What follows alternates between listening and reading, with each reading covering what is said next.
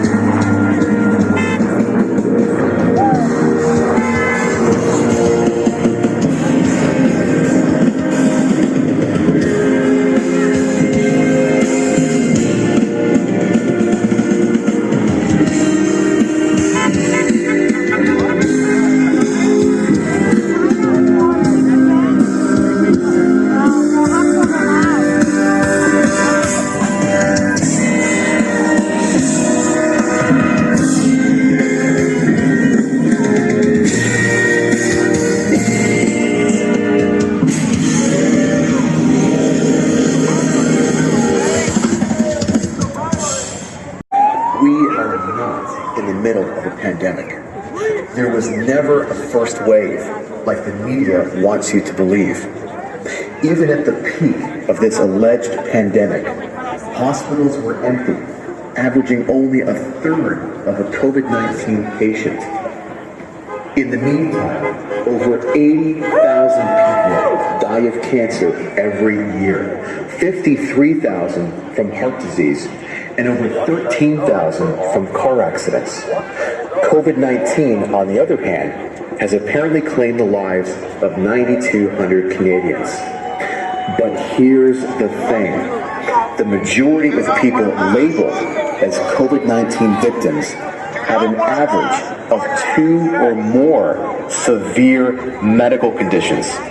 And the majority of those were elderly patients living in long-term care facilities.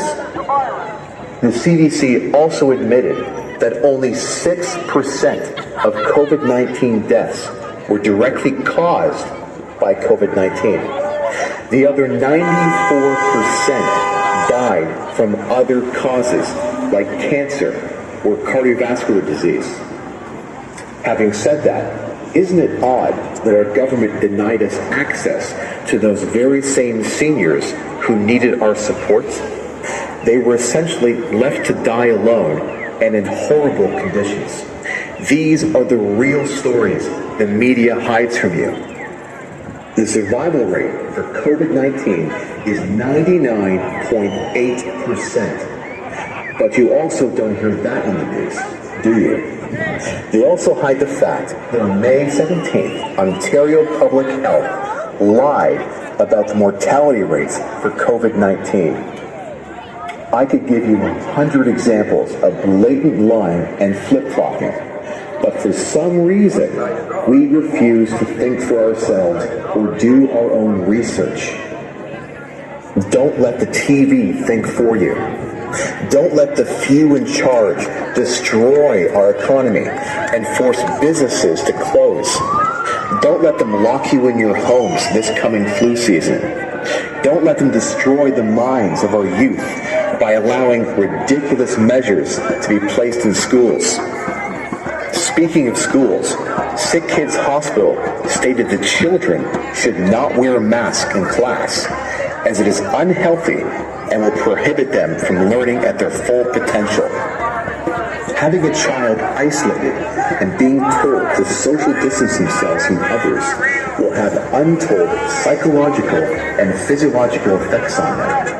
Their mask will dehumanize them, increase their anxiety, and reduce their ability to bond with their teacher. Did you know that not one person under the age of 20 has died from COVID-19? Do any of their measures actually make sense? The answer is no. This proves that it's always been about compliance rather than safety. Want more proof masks don't work? In 2015, a group of nurses won a court case against the hospital for their right to not wear masks full time, as it was proven ineffective and unsafe for their health. To give you an idea of how badly we're being scammed, in 2019, directly from CDC's website, we're told that a positive test for COVID-19 could be triggered from a common cold. Are you kidding me? They go on to say that the PCR test does not take into account bacterial infection or co-infections with other viruses. When you read between the lines, it's clear as day that we should not be using these testing kits. What most don't even know is that the virus itself has never been isolated. Many experts have already confirmed this. Experts from organizations like Health Canada, University of Toronto, Region of Peel, McMaster University, Sunnybrook, and National Research Council. So I ask, if the virus has never been isolated, what exactly are they testing for? Even with their phony numbers and questionable death certificates, the CDC admitted that the number of COVID-19 fatalities doesn't even qualify to be called an actual pandemic. Here's some advice, if I may.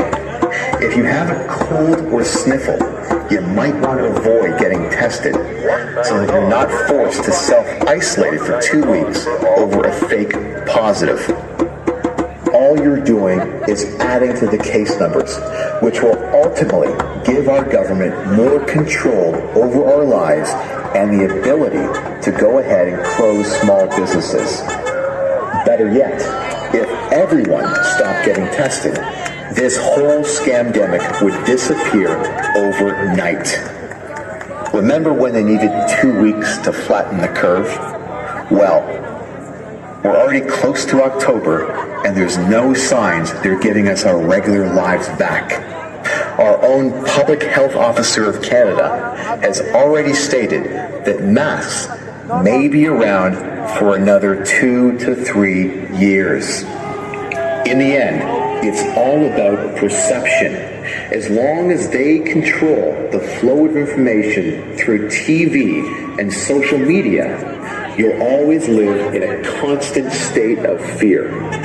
This is called trauma and fear-based mind control.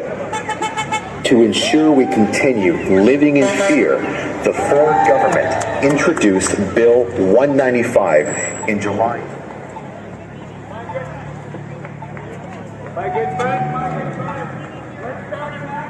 On both sides of the street, we're going to go down Dundas Square next. You with me? Yes, you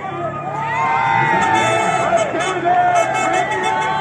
One side is on for all crossing. One side is on for all crossing. Liberté! Freedom!